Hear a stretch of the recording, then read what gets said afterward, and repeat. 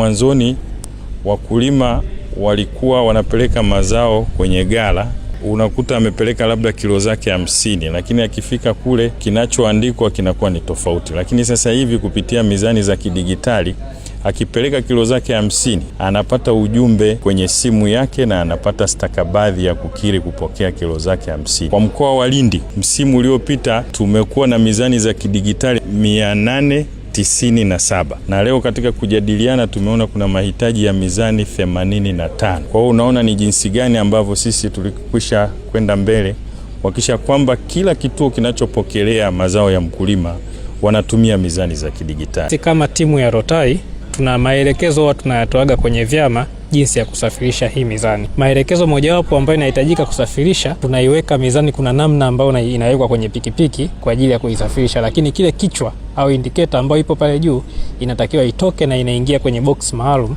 ambalo unaposafirisha unasafirisha ule mzani kwa uimara ambavyo inatakiwa na inafika vizuri tu kwenye maeneo husika. Kwa hiyo ni kitu ambacho tumezingatia sana. Mizani ya kidigitali imekuja kuleta mapinduzi tofauti na ile mizani mingine ya kawaida kwa kurahisisha upimaji wa kisasa zaidi, kwa maana ya mfumo wa uchakataji wa matokeo.